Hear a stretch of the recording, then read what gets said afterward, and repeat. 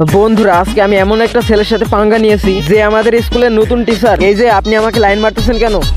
আরে তুমি তোমার চেহারা তো দেখো একবার, তারপরে আমার সাথে প্রেম করতে আসবা। আমাকে তোমার এত সুন্দর লাগতেছে, তাহলে আমাকে একটা কিস করো। আরে তুমি কোথায় যাইতেছো? আমার সাথে কথা বলতেছো না কেন? আমাকে অ্যাটিটিউড দেখাইতেছো? এটা আমার রুম আর আমি আজকেই নিয়েছি এটা। আচ্ছা তাহলে এই কথা, তুমি আমাকে ফলো করতেছো?